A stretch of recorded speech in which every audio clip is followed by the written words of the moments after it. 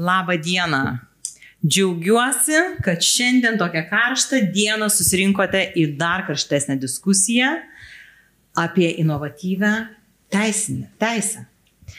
Ar teisė gali būti inovatyvi? Štai mūsų klausimas šiandien. Šią diskusiją remia Temiti, pirmas Lietuvoje teisinių paslaugų pasiūlos portalas, kuris remiasi dirbtinio intelekto technologija. Ir šiandien mes turime puikius 3 pašnekovus. Tai pirmasis Justinas Bagdžius, nacionalinės teismų administracijos vyriausiasis patarėjas. Taip pat turime Vilniaus universiteto teisės fakulteto 4 kurso studentę Ievą Andrijauskaitę ir advokatą, CE attorney. Ne advokatą, vadovaujantį teisininką, kad būtų tiksliai. Vadovaujantį teisininką Paulių Sartatavičių. Tai džiaugiuosi, kad panelė yra padengta įvairių specialistų, įvairių patirčių turinčių teisininkų, kurie pasidalins, ar teisė jų darbe yra inovatyvi. Tai noriu pasakyti, šiandien vyksta teisininkų dienos, kuriems bus tikrai įdomu išgirsti, kaip teisininkai naudoja inovatyviai įvairias technologijas. Pati labiausiai išplėtota technologija yra dirbtinis intelektas, kurį mes naudojame turbūt jau kiekvienas. Ir pažiūrėsime, ką mums pasakys mūsų pašnekovai. Tai pirmas klausimas, kurį norėčiau paklausti visų ir norėčiau išgirsti atsakymus. Tai kaip suprantate teiginį inovatyvi teisė? Tai Justinai, ar galim pradėti nuo jūsų? Galim. Jūs vedėja, jūs nustato taisyklės, tai kaip pasakysiu, taip ir bus. Tai jeigu jau uždavėt klausimą, tai pirmiausia noriu pasisveikinti su diskusijos dalyviais, kolegom, žiūrovais, stebinčiais šią diskusiją. Ar teisė yra inovatyvi? Abejoju. Aš turiu abejonių, ar teisė pati iš savęs yra inovatyvi. Aš manau, kad jinai daugiau, teisė pati iš savęs jinai skirta jau egzistuojantiems santykiam, juos sureguliuoti, juos kažkaip, įstatyti į teisinius kažkokius rėmus. Jeigu žiūrėti pagal patį suvokimą, kas yra inovacija, tai inovacijos jos su naujo sukūrimu galima, ką noriu pasakyti, kad ir pavyzdžiui šiandieninis konstitucinio teismo sprendimas, ar jisai yra kažkuo inovatyvus? Jis nėra inovatyvus, jis galbūt naujas mūsų. Gal galėtumėt priminti, apie kurį kalbate? Būtent dėl civilinio kodekso nuostatų, dėl partnerystės instituto įteisinimo. Taip, trumpai. Jis naujas, jis istorinis, bet ar jis yra kažkuo inovatyvus ir jis kažką naujo nematyto sukuria, aš turiu dėl to abejonę. Tai teisė man labiau galbūt tas inovacijas pačias, kurios ateina į mūsų gyvenimą, kurias mes naudojame tiek asmeninėme, tiek profesinėme gyvenime, sutvarkantis ir sustatantis į tam tikras lentynas dalykus, bet pati teisė iš savęs, aš būčiau skeptiškas šitoje vietoje. Ieva, jūs turbūt esate arčiausiai teisės ištakų, dalyvaujate paskaitose, matote, girdite, kas yra kalbama dabar iš teisės mokslininkų. Kaip jūs suprantate? Ar teisė vis dėlto yra inovatyvi? Tai aš irgi pirmiausia norėčiau labai pasidžiaugti ir padėkoti už šią galimybę būti čia šioje diskusijoje ir turėti tokius pašnekovus šalia. O atsakant į klausimą, tai aš galbūt kaip tik būtent remiantis tuo, kad esu labai jauna pati ir teisėje ir ypač šiame apskritai kelyje, tai aš kaip tik labai liberaliau žiūrėčiau šitą klausimą. Ir apskritai esu labai didelė gynėja pozicijos, kad teisė nėra sausas mokslas, tai nėra kažkoks konservatyvus organizmas, o tai yra kartu su visuomenė tobulėjantis ir gyvas organizmas. Tai aš sakyčiau, kad teisė ne tik gali būti, bet ir turi būti tokia inovatyvesnė ir atitinkanti šiuolaikinės ir šiandieninės visuomenės poreikius ir interesus. Ačiū labai. Pauliau, kaip jūs galvojate? Kiek mes laiko turim šitam klausimui? Gal nuo to pradėkim. Nes kai užsivesti, tai čia galima užtrukti. Tai jo, teisingai, čia kolegos irgi visi pasisveikino, padėkojo, tai aš norėčiau tą patį padaryti. Yra labai iš tikrųjų smagu dalyvauti tokio pobūdžio renginiuose ir grįžti į mokslo įstaigas, grįžti į universitetus. Visuomet tai yra žiauriai faina. Ir smagu, kad yra jūsų susirinkusių čia ir kad filmuojam, kad kažkas pamatys ir iš to galbūt kažką pasiims, ne iš mūsų šitos diskusijos. Atsakant į klausimą, ar teisė inovatyvi. Jeigu mes žiūrim visiškai tradicinių požiūrių, mes, reiškia, teisė yra kas? Pirmiausia, eina technologijos, pirmiausia, eina kažkokia evoliucija mūsų kasdienio gyvenimo ir tada teisė pasivėja su reguliavimu, kai mes turim dabar dirbtinio intelekto aktą, kuris dar yra nepilnai įsigaliojęs, bet jau pradeda galioti. Tai irgi pirmiausia atsirado technologija, tada matom, kad tai yra poreikis tą reguliuoti. Tai čia, sakykime, iš tos, teisės formaliosios pusės, kad mes turime turėti kažkokius tai norminius aktus, normatyvus, kaip sureguliuoti tam tikrą santykį. Bet čia yra tik viena pusė ir vienas požiūris, nes, pavyzdžiui, vakar ir Neringa ir aš mes buvome AI Summitą, vieną apie dirbtinį intelektą vakar kalbėjom.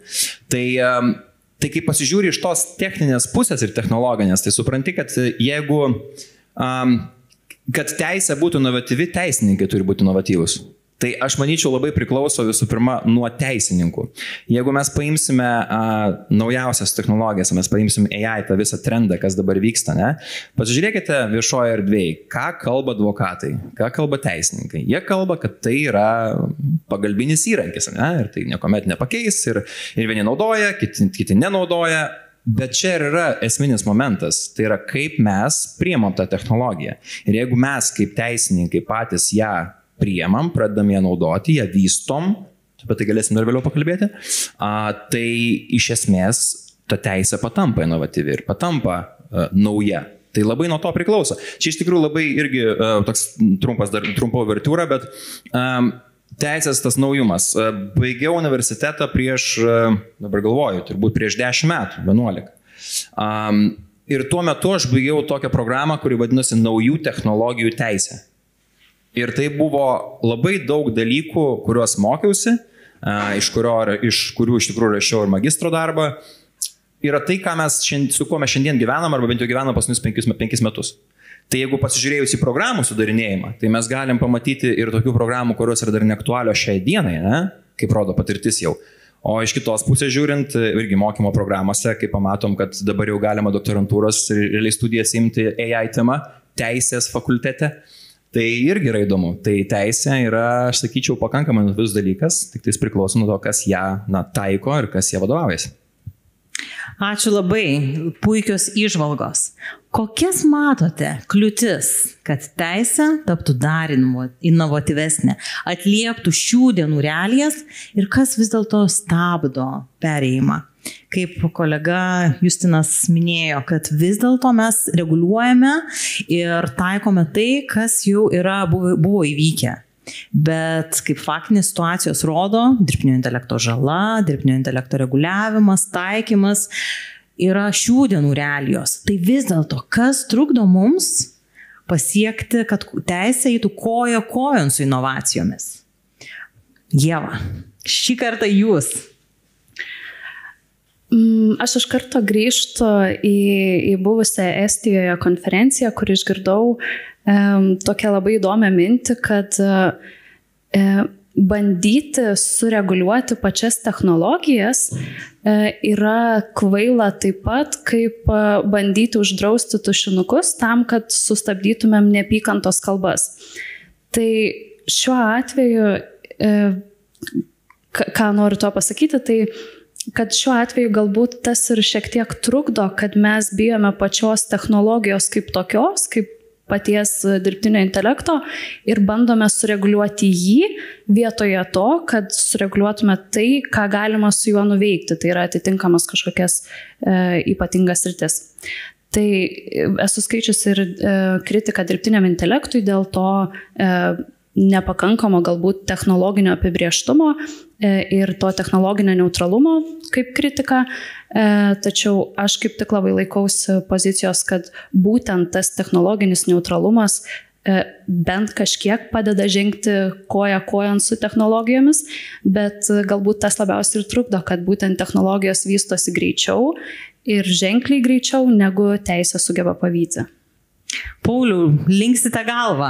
Ką jūs pasakysite? Kas paskatintų, akceleruotų teisę, o kas yra tie stabdžiai tapti teisę inovatyviai? Na, aš sakyčiau, kad jeigu mes kalbam apie, kaip kolegė minėjo, apie, sakykime, tų pačių santykių tik sureguliavimą, ne? Kai mes kalbam ne apie pačios technologijos reguliaciją, bet apie santykių, kurie yra, vyksta su technologijų pagalba. Ne?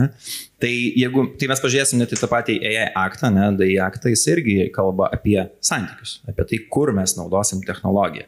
Ir jeigu mes kažkokioje srityje naudosim technologiją, tada reikia, kad ta technologija atitiktų tam tikrus jau nebe teisinius, bet techninius reikalavimus. Tai that's plain and simple. Mes šnekam apie santykius.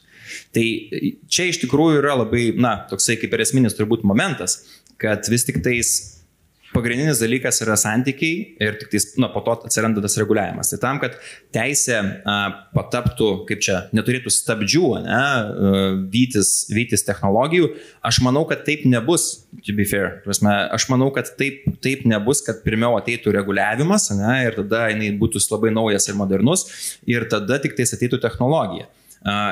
Vienas dalykas, kai mes kalbam, aišku, apie mokslą, apie tam tikrus, programas mokymo, tai taip gali būti. Bet jeigu mes šnekam apie tikrus realius teisės aktus, apie realų reguliavimą, apie direktyvas, reglamentus, tai mes šitoje vietoje kalbam apie jau esančius santykius, kažkokius atsiradusius, bet ne apie pačią technologiją, žinoma. Tai aš sakyčiau, kad čia tokio kaip ir recepto, kaip čia dabar ta teisė galėtų patapti labai inovatyvi ir dar inovatyvesnė, kaip ir nėra. Galbūt procesų pačių greitinimas galėtų padėti. Tai yra, kuomet mes turim technologinį proveržį, kuomet mes turim atsiradusius kažkokius santykius tame technologiniam proveržyje. Tai nuo to momento iki tol, kol gimsta kažkokia teisėkura, kažkoks teisės aktas, kuris reguliuoja tos santykius, čia yra kitas klausimas. Nes čia yra teisėkuros procesas ir jo trukmė turbūt galbūt esminis dalykas, kuris galėtų greitėti. Bet vėlgi čia labai, procesai yra dideli ir ilgi, bet galima ieškoti visuomet išeičių.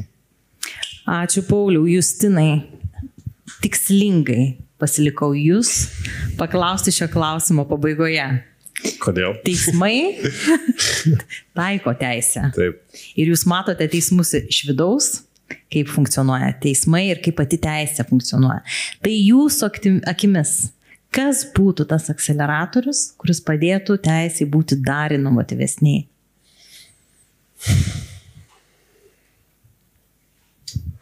Nežinau, didesnis turbūt sąmoningumas, tai kaip ir aš visiškai pritariu kolegams, kai jie prieš tai pasakė, visada egzistuoja ir tam tikros baimės, ir tam tikras neapibrėžtumas, viskas, kas yra nauja, žmonės ir traukinio kažkada bijojo, kai jisai buvo išrastas, taip.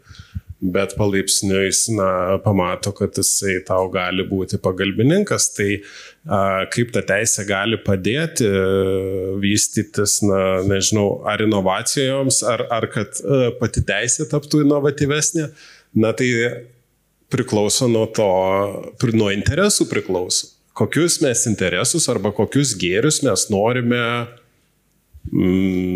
iškelti į pirmą vietą, aš taip pasakysiu. Taip? Ar mes norime, kad mūsų technologijų visas sektorius šautų į viršų, nepaisant to, ką pasiekėme galbūt žmogaus teisų srityje iki šiol ir mes galim padaryti laukinius vakarus ir to nereguliuoti? Ar mes galime stengtis ieškoti kažkokio balanso tarp to, ką mes kaip visuomenė, sociumas esame prieėmę kaip saugotinos vertybės, kaip, nežinau, mūsų, tarkim, duomenų apsauga, privatus gyvenimas, visos kitos žmogaus teisės ir kaip, sukurti tą harmoniją tarp technologinio sureguliavimo, technologijų sureguliavimo tiksliau ir tų vertybių apsaugos, kurias mes saugojom iki šiol. Todėl manau, kad šita ir yra dermė, kurioje veikia bent jau, nežinau, mūsų kontinentas ir mūsų teisinė sąmonė. Nenoriu kalbėti apie galbūt kitas valstybės, nes kitaip yra ten. Taip, pradėjome nuo bendresnių klausimų, eikime prie konkretesnių. Dirbtinis intelektas. Turbūt ši technologija yra pagrindinė, kuri akceleruoja teisę, kuri padeda jai tapti inovatyvesniai ir mums labiau pajusti technologijas, kur galime čia ir dabar išbandyti, sugeneruoti, patirti. Tai ši technologija panašu, kad niekur nebeusitrauks. Ir mes ją turėsime kiekvieną dieną, matyti šalia, ją vertinti ne tik savo rezultatą, bet ir kitų rezultatą, kuris buvo sugeneruotas šios technologijos. Tai norėčiau išgirsti jūsų nuomonę. Mes dabar turim pradžią, pavadinkime taip, dirbtinio intelekto technologijos naudojimo teisėje kiekvieną dieną. Kaip galėtų pati teisė ir patys teisininkai atrodyti po 10 metų? Ar galite nubrėžti paveikslą, o galbūt tai jau yra už mūsų fantazijos ribų, kai ši technologija jau tampa mūsų kasdienybė. Tai kaip įsivaizduojate teisę ir patį teisininką, po 10 metų? Pauliau, gal jūs galėtumėte pasidalinti savo? Labai smagu, kad vakar būtent šią temą ruošiausi, žinai. Jo, tai kaip? Čia nereikia 10 metų. Mes čia kalbam apie metus 2. Kai mes matysim, žiūrėkit, mes dabar kalbam jau, jeigu taip paėmus, čia nebėra pradžia technologijos dirbtinio intelekto. Jinai jau yra, mes turim realiai automatizaciją kaip po tokią, reiškia dirbtinio intelekto pradžią. 1950, tame dešimtmetyje turim pradžią dirbtinio intelekto. Automatizacija, kuomet automobilių gamintojai, autorinka US perėjo nuo rankinio surinkimo prie mašininio surinkimo, kai robotai surinkinėja realiai mašinų dalis. Tai nėra nauja, tai mes nuėjom labai ilgą kelią. Tiesiog dabar per paskutinį dešimtmetį, sakykime, turime labai didelį tokį spurtą šitos technologijos ir tiesiog labai toks, išsivystė tiesiog dabar smarkiau negu ten per tos, reiškia, 50 metų iki tolo, ar daugiau. Tai mums dabar nebereikia 10 metų. Ir mes dabar kalbame jau apie ką? Mes kalbam ne apie šiaip dirbtinio intelekto kažkokius įrankius, kurie mums padeda tenai, nežinau, parašyti tekstą, tą patys. LLM-ai tie patys, Large Language Models. Jie padeda mums parašyti kažką, tai jie gali surasti informaciją, atsakyti, bet mes kalbam jau apie agentus. Apie agentus tai yra dirbtinio intelekto sistemos, kurios gali pasitelkti kitas sistemas, kurios mums pateiktų rezultatą, kurio mes norim, atliktų daugybę veiksmų, jau ne vienai funkcijai, mes turim šią technologiją dabar ir mes ją naudojam, mes iš tikrųjų kaip kontora irgi tą patį implementuojam ir mes kuriam savo įrankį, kuris būtent tai gali daryti. O koks yra tikslas? Klausimas neringos, koks yra tikslas? Kaip mes matom tą teisininką po N metų, ar po 2, ar po 3, ar po 5? Tai atvirai, tai aš tai matau, kad teisininkas patampa AI lawyeriu. Mes verslams nebereikia didelių departamentų teisininkų, nebereikia didelio kiekio specialistų, sakykime, vykdytojų, kurie yra, sakysim, junior levelio, vidurinio levelio. Mes turime turbūt, seniorus, mes turime vadovų skyrių, kurie realiai, reiškia, panaudodami tuos AI teisininkus, jie realiai gali vykti funkcijas, kurias dabar vykdo departamentas 10 žmonių. Ir tai yra realybė, žinokit. Ir tai čia nėra, kaip čia, gąsdinimo scenarijai ar kažkas panašaus. Tai realybė, su kuria mes dabar gyvename. Ir būtent dėl to aš manau, kad ir mokymo programos turi kisti, požiūris apskritai į teisininko profesiją turi keistis, nes in the end, taip sakant, gale viso šito kelio mes matysim ką? Mes matysime, kad didelėse korporacijose, technologijų įmonėse mes turėsim teisininkus, kurie veiks daugiau kaip sistemų administratoriai, reiškia, prižiūrėtojai pačių modelių, pačių agentų, kurie galės generuoti dokumentus, galės pateikti atsakymus, galės atlikti begalę užduočių ir realiai patarti klientui arba kažkokiam kitam departamentui, net, sakysim, pardavimams, marketingui ir taip toliau, teisiniais klausimais. Ir galės patarti pakankamai užtikrintai. Tai čia yra ateitis ir čia yra siekiamybė. Ir aš nežinau, aš tai turiu iš tikrųjų tą mintį, kaip tai turi būti gyvendinta ir ko trūksta dabar šitam dirbtinio intelekto esamam lygiui, ne? Ir kaip tą pasiekti, tai aš nežinau, mes dabar turim laiko dar apie tai diskutuoti, dar vėliau truputėlį. nes Pauliau, taip, kiti irgi norėtų pasisakyti. Taip. Tikrai taip, ką noriu dar pasakyti. Vakar vyko didžiausia Lietuvoje ir Pabaltyje konferencija ir Paulius pranešimas apie teisininkus buvo vienas geriausių apie tai, ar mus pakeis technologijos, ar jau viskas galas, reikia persikvalifikuoti, ar ne. Ir tikrai puikiai matėme dalį šio pranešimo, tikrai buvo puiku išgirsti. Ačiū, Pauliau. Bet žinot, aš irgi praeitam gyvenime, kaip sakau, iki akademijos dirbau ginčių skyriuje, irgi didžiausioje advokatų kontoroje Lietuvoje. Ir pasiginčiusiu su Paulium, kad kiekvienas mes patirtumėm šią technologiją, tai atsitiko visiškai neseniai. Porą metų mes galime. Ir sutinku iš dalies apie tai, kad ši technologija išsivystė gerokai anksčiau, negu mes ją patyrėme. Bet kad tai taptų mūsų namų kompiuterių, mūsų nešiojimų kompiuterių ir telefonų dalis, tai atsitiko visiškai pakankamai neseniai dar. Tai ačiū, Pauliau. Justinai, matau susikaupusi veidą. Mąstėte apie tai, ką veiksite po 10 metų? Nes visiškai pritariu tam, ką Paulius sakė. Ir čia, kalbant apie tą, kaip įsivaizduoju ten po 10 metų, man žiauriai geras memas dabar eina socialiniuose tinkluose, kai aš įsivaizduoju, kad esu kvailas, bet tada prisimenu, kad baigiau universitetą be ChatGPT. Bet aš irgi linkęs tam pritarti, kad keisti teisininkus tai visiškai. Nekalba apie teisėją, visi kažkaip, kai prasidėjo diskusijos apie dėgymą dirbtinio intelekto, teisininkų tarpe visi kažkaip susikoncentravo į tą, kad pakeis teisėją, kad mums nereikia teisėjo, mums geriau, kad kompiuteris priiminėtų nešališkus ir objektyvius sprendimus, dėl to jie bus teisingi. Tikrai taip nebus, jau kas liks, tai teisėjai, tai tikrai liks. Ir mes patys, manau, nenorėtume, kad pasikeistų, kad ne žmogus spręstų žmonių likimus, bet kas liečia visus kitus teisininkus, tai aš manau, kad neišvengiamai ir žiūrint į spartą, kaip tobulėja, mes, nežinau, 2 metai atgal net nešnekėjom apie tai, kad ChatGPT, tokie kaip dabar ChatGPT, taigi mes apie tokias technologijas mažai kalbėjom, ne? Ir greitis, kuriuo vystosi, tai aš irgi pritariu, kad šiandien 10 metų nereikės kada pasikeisti, ką aš noriu kito pasakyti. Aš manau, kad mes visi, matysime didelę skirtį tarp privataus sektoriaus ir viešo sektoriaus, nes viešas sektorius šituo aspektu vilksis gale, kaip velkasi visada.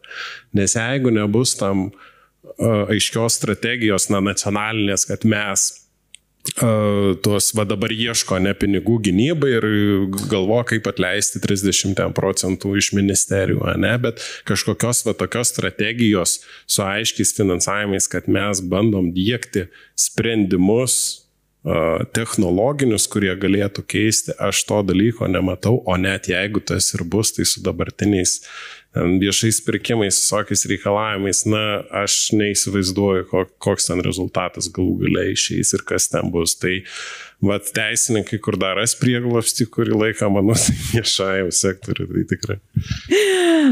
Ačiū, Justinai. Ieva. Taip, tai iš tikrųjų mane nors ir kaip ypač augančią jauną teisininkę tokia Pauliaus pateikta realybė gąsdina ir suprantu, kad baisu, kad galiu būti nereikalinga pačioje pradžioje, kur atrodo galėčiau augti, bet iš kitos pusės tai iš tikrųjų labai sunku nepritarti kolegoms ir tik tai galiu paantrinti, kad iš tikrųjų aš irgi matau, kad būtent teisininkai, kurie naudosis ir kurie mokės naudotis be abejo etiškai ir atsakingai dirbtinio intelekto įrankius, pakeis tuos, kurie nenaudoja tokių, kurie bus stagnuoti ir neprisitaikys prie šitų naujovių. Tai matau, kolegas labai noriu pasisakyti. Taip. Aš gal tada trumpą repliką norėčiau tik irgi paminėti, kad svarbu turbūt irgi atkreipti dėmesį į pačias teisės rytis, mes neturim teisės labai vienalypės, tai į tą praktikos konkrečiai turime rytis. Tai bent jau mano manimu, tai tie advokatai, tie teisininkai, tie nežinau, apskritai teisės rytyje dirbantys žmonės, kurie dirba su žmogiškojų faktoriumi daug, tai aš turiu menį, tos bylos, tie santykiai, kurie susiklosto, pavyzdžiui, vedybos, paveldėjimas, dėrybos, ten, kur yra žmogiškasis faktorius, šitoj vietoj dirbtinio intelekto, kaip čia pakeitimo, dirbtinio intelektu, aš nematau. Bent jau, tikrai artimiausiai ateityje aš nematau iš to. Aš iš karto gal, nes tik lygiai tą patį norėjau pasakyti, bet galbūt labiau pavyzdžius per proceso įstatymus, aš neįsivaizduoju pakeitimo procesiniuose įstatymuose, kad atstovų gali būti kas? Kompiuteris, kaip neteisinį įsilavinimą turintis kažkoks asmuo, bet tai, manau, tos tradicinės profesijos, jos yra saugios. Kalba eina daugiau apie tą pagalbinį personalą, gal taip įvardint, nebandant. Administracinės funkcijas, kurias galima suskaičiuoti pakankamai nesudėtingai.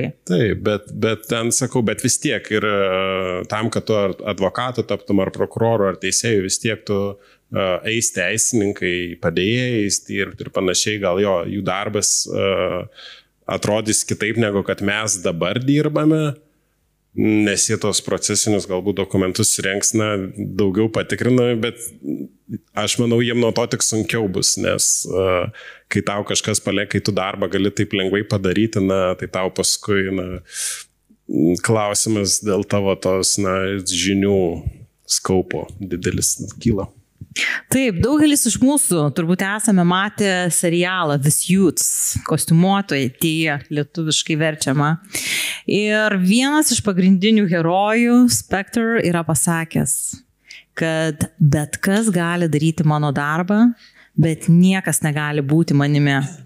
Tai prisijungsiu prie mūsų diskusijos, kad iš tikrųjų atsiskleis, kas yra tas aš teisininkas. Ne teisininkas, kuris tiesiog surašo procesinį dokumentą, ar ne? Tai, kas galvoje gimsta, ne tik paguldo ant popieriaus, bet ir sumodeliuoja situacijas, kuria pačią teisę, prisideda prie pačios teisės vystymosi. Tai to ir palinkėčiau be abejonės visiems teisininkams ir ypač jaunai kartai. Išsigryninkite, kas jūs esate, kaip jūs save suprantate kaip teisininką. Ir technologija jums bus fantastiškas įrankis, jau dabar yra fantastiškas įrankis, kuris gali pagelbėti kasdieninėje veikloje. Tai nuo teorijos pereikime prie praktikos. Kai manęs paklausia tiek verslo bendruomenėje, tiek viešajame sektoriuje, tai nuo ko reikėtų teisininkam pradėti? Kas tas turėtų būti pradinis inovacijų perėjimo žingsnelis? Tai turėtų būti užklausų inžinerija. Tai kaip mes sugebam paklausti technologijas, kaip suformuluoti tą klausimą? Ir norėčiau šios dienos mūsų pašnekovų išgirsti patarimo. Ką jūs jau atradote, kuo galėtumėte pasidalinti, o gal turite kažkokią tai komišką istoriją, kurią norėtumėte papasakoti apie užklausų inžineriją, dažniausiai turbūt bendraujant su ChatGPT. Tai, Pauliau, labai gerai jūs galite... Galiu įsijungti iš karto. Aš dar ties replikuosiu ir prisiminiau šito Gabrielio Machto, tai yra šitos Harvey Specter vieną memą, kuris irgi klaidžioja, kad maždaug kaip sulaukti 50 ir nestresuoti gyvenime. tai nedirbti teisininku ir būti milijonierium. Jo, bet čia šiaip juokas. Tai jo, dėl tų prompto inžinierijos, prompto inžinierijos. Faktas, kad naudojame visi tos įrankius, vieni ChatGPT, kiti Gemini, kiti Claude, kad ir kas tai bebūtų. Esmė yra tokia, kad su jais reikia susidraugauti, reikia suprasti, kaip tas užklausas formuoti ir kartais iš tiesų yra geriau formuoti labai detalės, kai kada, bet čia yra ne 100% atvejis, ne? O kai kada kaip tik reikia formuluoti daugiau platesnės ir netokias apibrėžtas aiškiai tas formuluotės. Ir žinoma, nežinau, bent jau mano patarimas, kas man veikia, tai vėlgi negeneruoti dokumentų iš vienu įpų, tai sudaryti planą, pirmiausia paprašyti to įrankio, kad jis sugeneruotų, kaip turėtų dokumentas atrodyti struktūriškai, tada kiekvieną struktūros elementą atskirai pradėti dėlioti ir realiai taip po truputį sudėti tą dokumentą. Čia toks vienas galbūt iš tokių praktinių patarimų, bet tai labai priklauso nuo to, kokį įrankį mes naudojam. Jeigu mes naudojam tos plačiai prieinamus įrankius, tai taip, tokie variantai veikia. Jeigu mes naudojam kažkokį custom made solutions, nes vėlgi, aš dėl ko sakau, kad tai priklauso, nes mes, vėlgi minėjau, mes patys kuriam tos įrankius šiuo metu ir pas mus truputėlį kitaip veikia tam backend'e tie promptų, reiškiasi, promptų rašymas ir tiesiog pats įrankis truputėlį kitaip veikia. Tai labai priklauso nuo to, kokį įrankį mes naudojam. Bet bendrai, tai mano pagrindinis pasiūlymas tai yra visuomet, čia kaip gyvenime gaunant bet kokią nors užduotį arba kokio tikslo siekiant, nesiekti iš karto to galutinio tikslo, o viską segmentuoti. Tai lygiai taip pat ir su prompt inžinierija svarbu segmentuoti, jeigu mes kuriam dokumentą, jeigu mes prašom kažkokios įžvalgos analizės ar dar kažko tais, kurią norim gauti iš dirbtinio intelekto įrankio, lygiai taip pat segmentacija yra puikus dalykas. Ieva. Man tai pirmiausia ateina į galvą dabar labai neseniai matyta LinkedIn diskusija apie tai, ar reikia padėkoti tam dirbtiniam intelektui už tai, kad jisai ten davė kažkokį atsakymą. Tai ir įsivyravo visai tokia nebloga diskusija.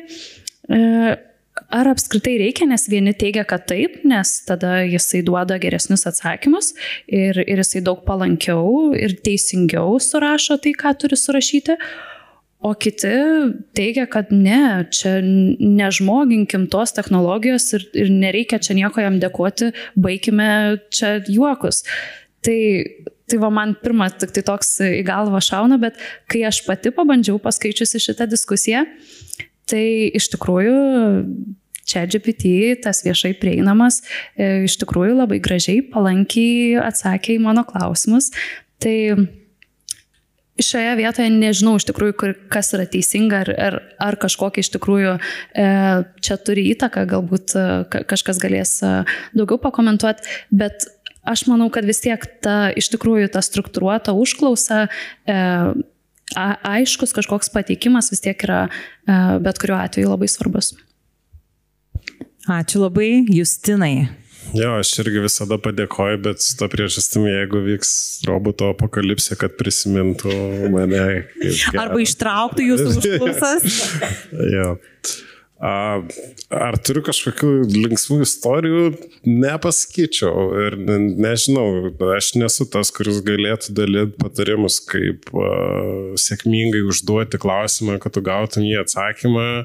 Aš tiesiog stengiuosi skaityti, kokį aš atsakymą gaunu ir žiūrėti, tiesiog ne klai copy-paste, nors jis jeigu tau galbūt daug labai informacijos pateikia, kuri atrodo labai graži, nes aš pradžiai pradėjau bandyti su ta nemokama versija, paskui pagalvojau, man reikia Deep Search, kurią gali steigti tik mokama platforma, nes labai gilinuosi į tokius inovatyvius dalykus, kaip rizikų valdymas teismuose, neteisėto poveikio rizikų valdymas teismuose, kai bandoma daryti, pavyzdžiui, teismams kažkokią neteisėtą įtaką, neteisėtą poveikį ir bandau, kad padėtų man ieškoti galbūt kažkokių pavyzdžių.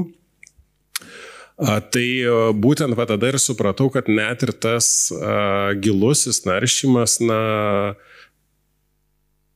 tu turi būti labai labai atidus su juo, labai skaityti ką ir tada ir supratai galbūt ir savo klaidas, stengiasi pakartoti klausimą, kažkaip formuluoti jį kitaip, kad gautum tą kažkokį geresnį atsakymą.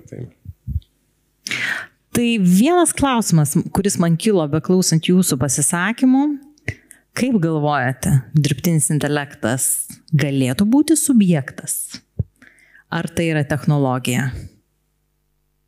Kas norėtumėte atsakyti šį klausimą? Aš galiu pabandyti gal pradžiai. Pauliau, taip. Tai subjektas. Ne, galiu pavyzdžių pateikti. Labai įdomu, taip. Tai pirmas pavyzdys, tai mano mylima autorių teisė ir intelektinės nusavybės teisė apskritai. Na, jau teismų sprendimų mes turime pakankamai nemažai. Turime Jungtinių Amerikos valstijų copyright ofiso išaiškinimą, kad dirbtinio intelekto sugeneruoti, reiškiasi, kūriniai, jie nėra copyrightable, reiškiasi, neatsiranda autorių teisės tokius objektus. Kodėl?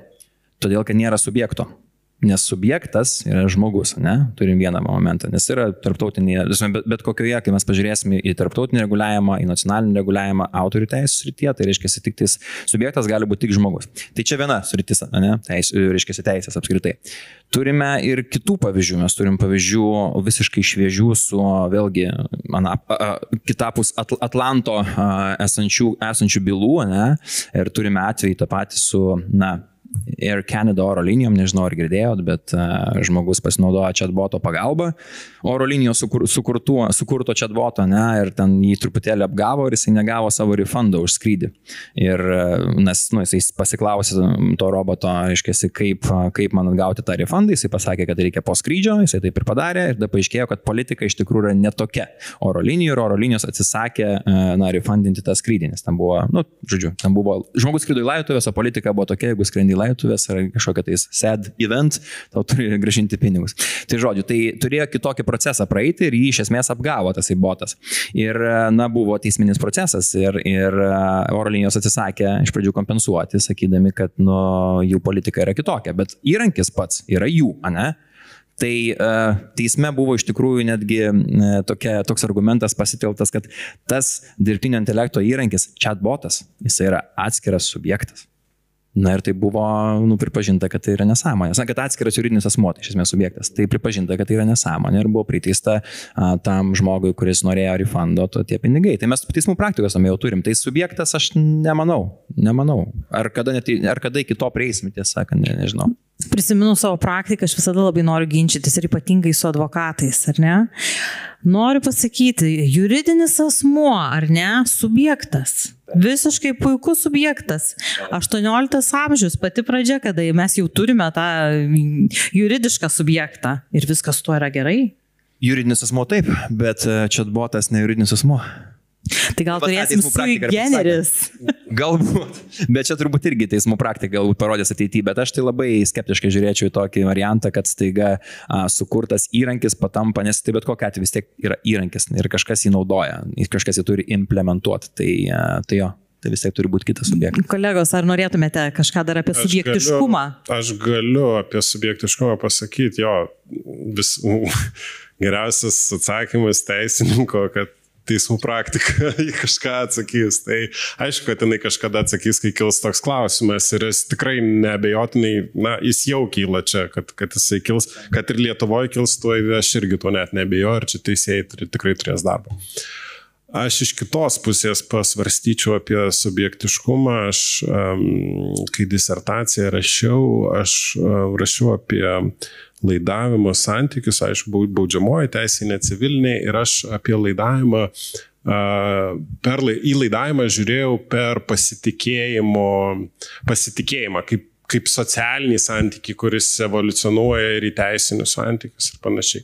Ir teko nemažai literatūros skaityti politologų darbų, sociologų darbų apie pasitikėjimą, nes jisai kaip skirtingose disciplinose gali skirtingai reikštis. Ir man labai patiko iš filosofijos disciplinos srities pasakymas, žmonės dažnai maišo pasitikėjimą su patikimumu. Ir pasitikėti tu gali tik tuo, kas turi valią. o mašina gali tik pasikliauti, bet nepasitikėti ją. Tai vienetas ir nulis valios neturi ir aš tikrai apie subjektiškumą nekalbėčiau, sutinkant su tuo, kad gali būti sukurta vėliau teisinė fikcija, kaip ir juridiniam asmeniui, vien tam, kad mes kažkokį, rastume patogų sprendimą tam tikriems klausimams. Bet kad subjektas, kad, kaip valia, kaip protaujantis, kaip gyvas žmogus, tikrai ne. Ieva, iš teisės teorijos, ar ne? Ne egzaminas, bet labai norėtumėm, kad pasidalintumėt. Šiaip iš tikrųjų net sunku kažką dar be pridurti, gal tik tai apskritai, gal ir tolimesnės diskusijos tema, kad galime juokauti apie tai, kad čia reikia dėkoti tam dirbtiniam intelektui ir panašiai, bet aš niekada nematau, kad tai galėtų būti kaip subjektas, kaip kažkoks atsakingas subjektas ir nemanau, kad kada nors apskritai reikėtų atiduoti atsakomybę jam. Ir visada laikyčiaus tos pozicijos, kad būtent žmogus yra tas atsakomybę prisimantis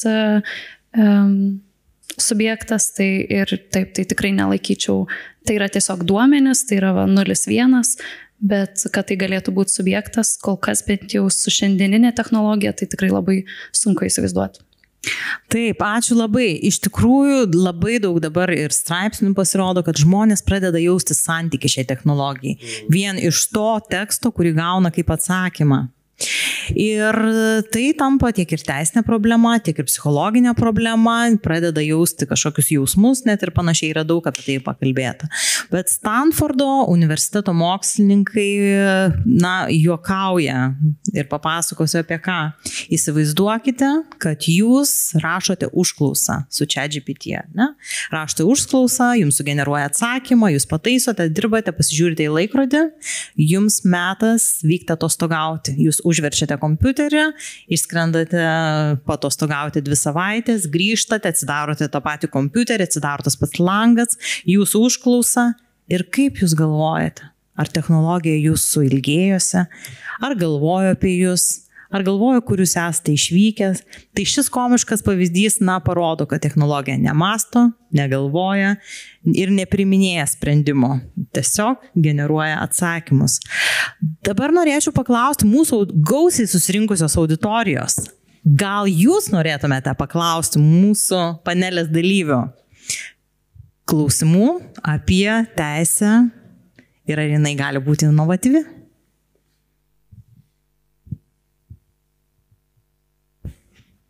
Taip, prieikite prie mikrofono, kad mes jūs galėtumėm girdėti.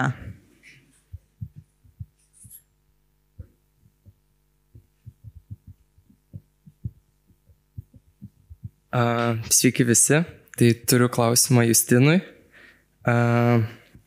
Buvo kalbėta apie teisėjų nepakeičiamumą dirbtiniu intelektu. Ir norėčiau pasitikslinti, ar tas požiūris galioja į visų instancijų teisėjus. Nes, kaip žinot, šiuo metu Lietuvoje yra labai didelis poreikis būtent pirmos instancijos teismų teisėjų, kadangi dažniausiai jie yra kažkokiuose miesteliuose, mažesnėse vietovėse, kurios turi mažiau gyventojų, mažiau žmonių, kurie dirba teisinėje srityje. Todėl dažnu atveju tenka samdyti teisėjus iš kitų miestų, kompensuoti didelės išlaidas. Yra atveju, kai žmogus gyvena Vilniuje, bet dirba teisėjų kitam Lietuvos gale. Ir dar vienas dalykas, koks yra, kad dažnu atveju, jeigu kažkas dirba teisėjų mažesnėse vietovėse, jie nenoriu generalizuoti, kad visi, bet yra atvejų, kai jie būna šiek tiek toliau nuo lato praktikos ir dažnu atveju jos netaiko arba jie nesiremia, dėl ko antros instancijos teismai, apygardų, pavyzdžiui, teismai sulaukia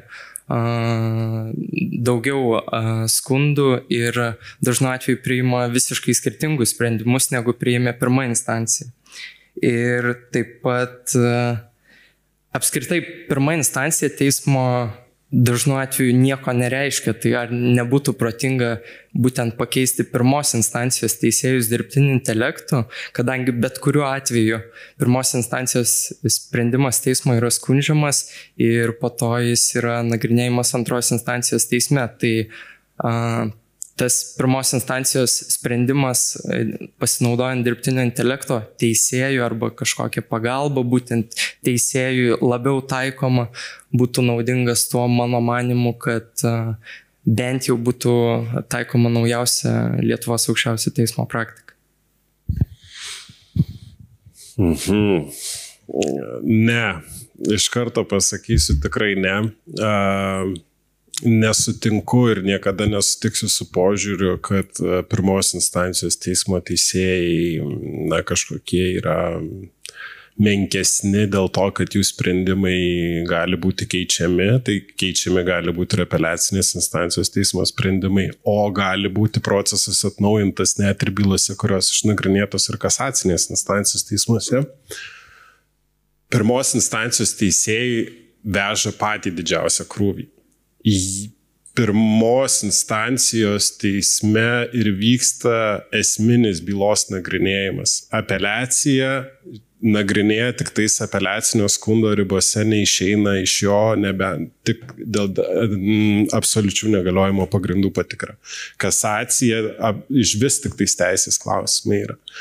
Pirma instancija būtent ir yra ta, kuri kontaktuoja daugiausiai su žmogumi ir būtent todėl ir sakau, kad nepakeis teisėjo, nes negali keisti būtent teisėjo dėl to betarpiško ir tiesioginio santykio su žmogumi.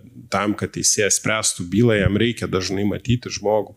Kodėl vyko diskusija net ir dėl nuotolinių posėdžių, ne, mes čia galime kalbėti kaip apie kažkokią naujovę, bet teisėjams pradžiai ir sako, man yra nepatogu, aš nematau žmogaus akių. Kai jisai liūdija, nes man kartais svarbu žiūrėti jam į akis, kai jisai man atsakinėja į klausimus.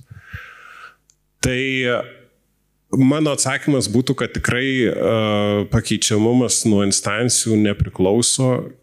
Sprendimų tas keitimas, ką jūs sakėt, apskundžiama yra iš vis tik 30% pirmos instancijos priimamų sprendimų, pakeičiama 1,9%. Apskundžiama yra 1,9% priimamų sprendimų, o iš jų pakeičiama yra tik 30 sprendimų. Tai tas sprendimų stabilumas yra pakankamai didelis ir to irgi nedaryčiau tikrai kažkokios apibendrintos pozicijos, kad ten kažkokie tolimesnių miestų teisėjai mažiau gal vadovaujasi ta aukščiausio teismo praktika, nes todėl ir negali keisti teisėjo dirbtinio intelektų. Tau gal taisyklė ar aukščiausio teismo praktika duoda aišku atsakymą, bet pas tave ateina žmogus byloje, kur tu matai, kad būtent jo situacijoje tas sprendimas bus neteisingas, o teismas pirmiausia vykdo teisingumą, o ne formaliai ir mechaniškai taiko teisę. Bet ar nemanot, kad teismas atsižvelgdamas vien tik į, labiau atsižvelgdamas į tą emocinį dalyką, žmogišką dalyką, iš dalies pasidaro šališkas, nes jį veikia žmogiškos emocijos, teisėjas yra žmogus, lygiai taip pat kaip visi kiti. Tai pokalbio pradžioje pats minėjot, kad teisė pati nėra inovatyvi ir jinai yra tiesiog juoda balta. Tai ar neprieštarauja jūsų tas teiginys, kad visgi teisė turėtų išlikti būtent visiškai, ta prasme, tik su žmogaus indėliu, apskritai be jokio dirbtinio intelekto indėliu? Tai gal tada, kad jau proga tokia atsirado, gal tada patikslinsiu tą mintį, kuriai pradžiai sakiau, kad nes tikrai nenoriu, kad suprastumėt, kad turėjau omeny, kad teisė yra tik juoda ir balta.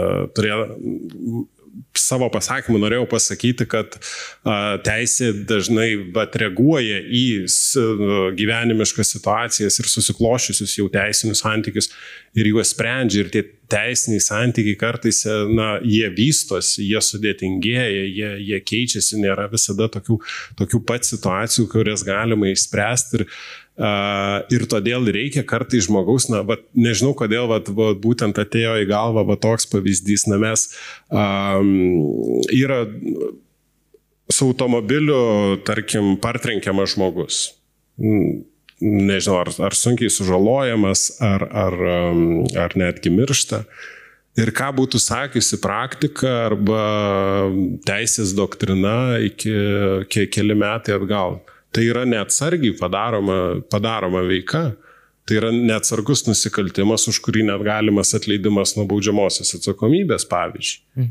Iki kol žmogus nesugalvoja, bet vienai situacijai egzistuojant, kad tuo metu, kai tu šiurkščiai pažeidi kelių eismo taisyklės, kaip pavyzdžiui, dienos metu tu važiuoji per ištisą miestą raudonas ir nestoji stabdomas policijos ir padarai avariją, kurioje miršta žmogus, tai nėra neatsargus veikimas, o tai yra tyčinis veikimas ir tu tada esi teisiamas už nužudymą.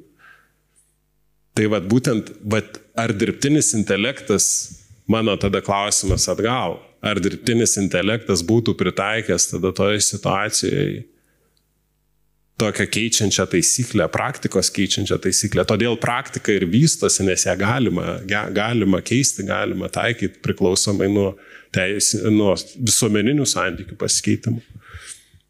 Taip, bet didžiai daliai bylų kalbu apie civilinės, tas pačias bylas, nebaudžiamosios teisės, kur yra daug įvairių niuansų. Civilinėse bylose, mano nuomonė, dažnu atveju viskas yra paprasčiau ir Lietuvoje šiuo metu yra apie 2 milijonai bylų teismų, kurių praktiką galima remtis. Ir, pavyzdžiui, savo įrankyje mes būtent jai remiamės ir ar negalėtų to padaryti patys teismai, priimdami sprendimus, būtent remtis tais 2 milijonais bylų, kuriuose yra, viešai yra prieinamos tik nuasmenintos versijos, bet patys teismai jų galėtų naudotis nenuasmenintomis su visais duomenimis versijomis ir tada atitinkamai dirbtinio intelekto pagalba, nepakeičiant teisėjų, bet labiau naudojant juos būtent pirmos instancijos teismuose, padėti tiems teisėjams, kaip pasakyti, išlaikyti tą naujausias žinias. Būtent. Taip, tai dėl to tai visiškai sutinku ir čia absoliučiai diskusijos nėra. Čia tas ir bus palaipsniui, gal dabar nėra, nežinau, lėšų kažkokių tam įdiegti, nes tai viskas vėlgi, sakau, viešajam sektoriui remiasi į tokius dalykus. Ne į kažkokias iniciatyvas, bet kad kaip pagalba, tai vienareikšmiškai. Bet vėlgi tas yra klausimas, sako, 2 milijonai bylų, bet ar tau 2 milijonai bylų teisingą atsakymą sugeneruos? Kuri, pavyzdžiui, piknaudžiavimo bylose Mindaugo Sinkevičiaus, kur byla irgi plačiai buvo aptarinėjama, tai iš tų kelių tūkstančių piknaudžiavimo bylų pirmos instancijos teisėjai dabar turi čekiukų bylą. Ir kokį atsakymą dirbtinis intelektas pateiks. Tai ačiū labai už įžiebtą diskusiją. Dėkoju, kad paklausėte panelės diskutantų puikio klausimo. Matau, Paulius turi. Noriu dar truputėlį įnešti trigrašį šią diskusiją. Aš gerai, jokiais būdais nesakau, kad teisėjus turi keisti dirbtinis intelektas ar kad galėtų dabar imti ir pakeisti. Tikrai įsidėmėkim tai, kad tai nėra mano mintis, bet tiesiog diskusijos dėliai ir įdomumo dėliai norėčiau tokią mintį palikti čia. Kai mes kalbam apie apskritai teisininkų keitimą dirbtinio intelekto, tai mes ir šiandien iš tikrųjų apie tai, ką kalbėjom, tai daugiausiai aš taip susidariau įspūdį, kad mes kalbam apie tą formaliją teisinę dalį. Reiškia, mes išmokom dirbtinį intelektą skaityti, išmokom suprasti teisės aktus, doktriną, mokslinius kažkokius straipsnius, mokslinę literatūrą, viskas yra fine, bet čia šitoje vietoje mes kalbam apie tą konkrečiai teisinį mokslą, sausai. Bet kaip Neringa sakė, tai nėra sausas mokslas, tai mes šitą vietą kalbam konkrečiai sausai. Bet juk tas žmogus teisininkas, jisai nėra sausas mokslas. Jis nėra tik tais vadovėliai, ta prasme, tai, ką mes perskaitėm, mes tą ir taikom aklai. Kaip Justinas ir minėjo situaciją, jeigu yra tokios aplinkybės, įstatymas sako vieną, o tada teisėjas pritaiko kitą, reiškia, atsakomybės lygį kitą. Tai kaip mes galime tai įdiegti dirbtiniui intelektui? Ogi kaip? Taip, kad mes galime jį apmokyti papildomą informaciją, kuri mums atrodo, kad jinai yra naudinga ir jinai sudarytų charakterį to intelekto, taip, tai pavyzdžiui, etika, moralės kažkokios normos, grožinė netgi literatūra, nežinau, Biblija tą pačią sumaitingia. Aš turiu, kad outside the box pagalvoti, nes mes čia kalbam šitoje vietoje, kai mes kalbam apie pakeičiamumą teisininkų apskritai, mes kalbam apie tokį dirbtinio intelekto lygį, kuris yra jau persona, tai yra charakteris. Nes jeigu mes kalbam tik apie užduočių atlikimą, tai mes kalbam apie pagalbininką, kuriuo mes dabar visi fainai ir naudojamės. Bet jeigu žiūrėti į priekį, tai kai mes kalbam apie tos 3, 5 ar 10 metų į priekį, mes ir tą pakeičiamumą, tai mes kalbam apie tą dirbtinį intelektą, kuris turi personą. Ir ta persona gali atsirasti su papildomais etikos standartais ir kitom normom, socialiniam normom, kurias mes įdieksime tam intelektui. Aš norėčiau labai sureaguoti, nes labai gera mintis ir įdomi ir man iš karto poligrafo pavyzdys atėjo. Jeigu dirbtinis intelektas mokėtų skaityti žmogaus emocijas ir ten, nežinau, ar ten vyzdžiai įsiplėtė, ar jo balsas dreba, nedreba, sprendžiant, padedant spręsti, ar, pavyzdžiui, prisipažinimas ir gailėjimasis nuoširdus, ne? Tai poligrafas, tai jau, kaip sakant, ta sena technologija, bet jie vis tiek nesiremia kaip įrodymų šaltiniu. Kolegos, diskusija buvo puikia. Noriu jūsų paprašyti po vieną paskutinį palinkėjimą mūsų jaunai kartai. Kaip matote inovacijas ir ką galėtumėte jiems palinkėti šiame kelyje? Ieva, norėčiau nuo jūsų šį kartą pradėti.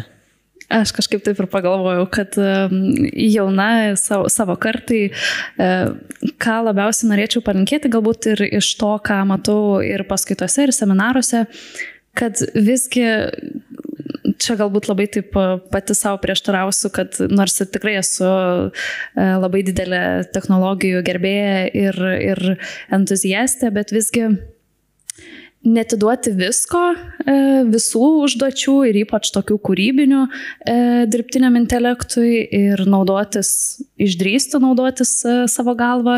Čia tas lotyniškas posakis labai tiktų sapere aude, kad visgi dar naudotumės savo protų ir mokytumėmės savo ir va, kaip diskusijos pradžioje minėjom, auginti savo charakterį ir čia gal palinkėjimas net ir man pačiai, ko labai norėčiau siekti, tai taip, tai tiesiog nepamiršti naudoti savo galvą, netiduoti visko tik tai dirbtiniam intelektui, visgi kurti tą žmogišką ryšį, nes ir naujausi tyrimai rodo, kad iš tikrųjų nors ir yra tas siekis, net ir kartais siekiama, kad dirbtinis intelektas atstotų kažkokį pašnekovą ar netgi terapijai kokį naudoti, tai nepamiršti, kad tam yra žmonės, kad tam yra bendruomenės ir taip, tai tiesiog nepamiršti, kad esame tiesiog žmonės. Ačiū labai, Justinai, jūsų palinkėjimas.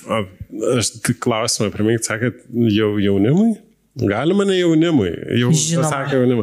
Nes su jaunimu šitoje vietoje tikrai nėra problema. Ta prasme, naudokit jūs tą dirbtinį intelektą, blogai naudosit, sulauksit pasiekmių, turėsit pamokas gyvenimo, jūsų problemos bus. Aš gal, kad ir...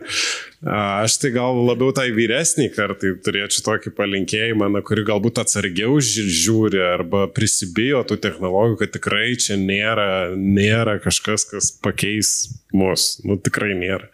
Reikia daugiau, reikia sparčiau diegti, galvoti, kaip mes savo darbę galim maksimaliai pritaikyti tokius įrankius, kurie yra sukurti ir nesispyrioti tiesiog. Nes galbūt šiandien neišmanom, bet pabandykim, rytoj išbandysim, kaip atsimenat, Neringa buvo pati mokymuose teisėjų ir matėte auditoriją teisėjų, kuriems įdomu, jie klausė apie dirbtinį intelektą, o kas būtų, jeigu ten aš paklausiu, tai paklaus, pabandyk, taigi nėra sunku, kur čia ta baimė, kame yra problema, tai va, mano palinkėjimas nebijoti. Ačiū Justinai. Pauliau. Daug čia pasakyta tų palinkėjimų, tai aš gal sakyčiau, aš jaunai kartai, aš supratau iš mūsų kolegų ir Žievos, kad vis tais nebesame mes jauni, kažkaip taip, nesako, aš jauna vis karto. Jaunystė turi tokią savybę pasibaigti. Tai žodžiu, tai jaunai kartai, norėčiau palinkėti, kalbant apie teisės mokslą ir teisininko profesiją. Tikrai nepriimkite to, ką mes šnekam šiandien, kad kaip kokio, nežinau, akmens į tą teisininko daržą, kad viskas jų nebereikia ir nebereikės, keičiam visai nam IT programuoti. Tikrai ne. Sakyčiau, kad jeigu turit tą norą ir pašaukimą teisininko profesiją, nors tiesą sakant, aš kai pradėjau studijuoti tokio dalyko neturėjau, bet anyway, here we are. Tai, bet jeigu tikrai esat pasirinkę šią profesiją ir šitą kelią, tai jūs juo eikit ir dalykas, kuris yra svarbiausias dabar, tai yra, reikia tiesiog su tomis technologijomis, jeigu šnekam konkrečiai apie dirbtinį intelektą, kartu ir jį mokytis, ne? Mokytis promptint, mokytis, kaip technologija veikia, suprasti, kaip jinai koreliuoja su, ta teisininko profesija, ne, kaip jinai keičia, būti visą laiką tų įvykių sukūrė, kaip tariant, laikyti pulsą, ne, jausti pulsą. Tai jeigu tai jūs darysite, tai čia nebus problemos, kad ten, žinot, nebereikalinga profesija, ar ten junior lawyeriai visiškai nebereikalingi. Taip tikrai nebus. Tuo labiau greitai taip tikrai nebus. Tai čia tiesiog reikia neužmigti ant tradicinių teisinių pamatų ir tiesiog pritaikyti tas technologijas dabarčiai. Tai gal taip kažkaip. Ačiū labai mūsų diskusijos dalyviams, Justinui, Ievai ir Pauliui. Ačiū Jums, kad šiandien susirinkote. Ir mano palinkėjimas būtų, naudokitės technologijomis etiškai. Tai ačiū labai ir iki kitų malonių kartų. Ačiū. Kad?